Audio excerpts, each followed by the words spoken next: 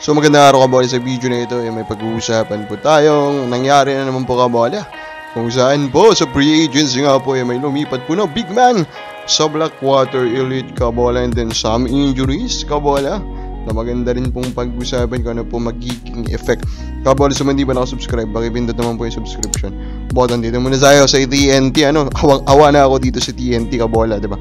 Nawalan na sila ng kanilang top 2 player na si RR po, Mikey Williams kabola, and now they will lose another wing guard kabola na si Kip Montalvo for 2 weeks kasi meron din po siyang hamstring injury kabola. Ang problema sa hamstring injury, pwedeng pabalik-balik yan kabola pag hindi inagapan ng maayos or hindi under surgery yan kabola.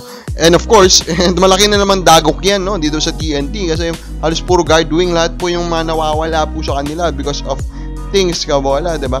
And now that Kim Montalvo is wala na naman kabola, talagang kailanganin talaga nila na magbigay pa ng minuto kabola dito po sa ibang players nila. And actually, they have a very deep roster naman kabola. So titignan natin kung gaano kalalim ang hugutan nitong si Coach Jolas Lastimosa kabola. Sa Meralco Bolts naman, kailangan din po mamahinga muna at magpagaling nitong si Chris Banchero at paglalaruin muna po nila itong si Sean Jackson. And of course, this is very interesting.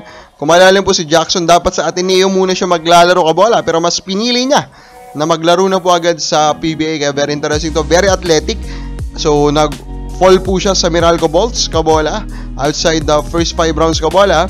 And I think the main reason is that mukhang yung kanya pong skill level hindi pa rin ganun ka-polish kabola. So kailangan talaga yung polish, pero this will be very interesting kasi pwede siyang mabigyan po ng minuto. So tignan natin kung bibigyan po siya ng minuto ni Coach Businik, no? Sila po ngayon kasi yung nag-aandal po ngayon sa Meralco Bolts kabola. Now, dito muna tayo sa comment, and meron tayong explosive dito na comment from Alex Prado, a die-hard fan of San Miguel Beermen and a long time fanatic po na ating po channel kabola. Sabi niya, the only asset to Minebra's popularity, marami na dyan, nagsisiksikan na sila dyan, bakit hindi tignan na subukan ng mga players ang SMB na championship contender din. BA is not Ginebra alone for Bolic and Ciso Leicester for me kabola. So yun sabi niya, again, the hard punch na San Miguel Beermen, and unfortunately dito sa statement niya, naintindihan ko naman kung saan siya galing bro, pero medyo tagilid yung statement niya for this one, in our video kabola. First, the claim na popularity lang yung asset ng Ginebra, actually hindi din yung kanila pong championship pedigree, that's also an asset if you are talking about the team itself,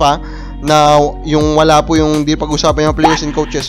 Yung kanila pong championship pedigree is yan din po yung isa sa mga asset kabola yun ng Ginebra, other than their million fan base kabola. And of course, asset din nila yung kanila pong current po na roster, diba, kung gaano kalalim yan. And then of course yung kanilang coach, the great Coach Tim Con. Pangalawa dyan, yung kasi yung parang ini-imply na nagsisiksikan na sila sa Ginebra. In reality, I still think na mas deeper talent-wise pa rin po ang San Miguel Beermen. So kung nagsisiksikan na sila sa Ginebra, mas malala pa rin po yung siksikan current po sa San Miguel Beermen. Pero overall, sabi ko malamang si Bolic, yun pa rin naman yung dalawang favorite, Ginebra at saka ito nga pong San Miguel Beermen. Di na tayo sa pinakamatindi po na nangyari, and of course that is the decision of Bradwin Ginto kabola na pumunta nga po dito sa Blackwater Elite, na injured din naman ito si Yusef. For me, this is very interesting. Of course, alam naman natin Ginto, injury riddle dyan kabola na big man. Maganda yung unang pagpapasiklab niya noon kabola, started with Terra Firma, pumunta ng Northport kabola, kung saan dun siya pinaka nagmarka sa akin kabola. And unfortunately, yun nga, hindi niya talaga na-establish yung name niya, pero still getting offers like this one kasi nga yung kanyang skill level medyo mataas talaga, diba? Although 32 na siya ngayon kabola. And tignan natin, baka naman dito niya talaga mahanap na yung home franchise na matagal na po niya hinahanap. Again, he could be underrated signing for this tournament if he remains healthy kabola, and if he is given the right opportunity. Kabola sa bagay mo, mag-work kayong Ginto to Blackwater, comment lang po sa baba.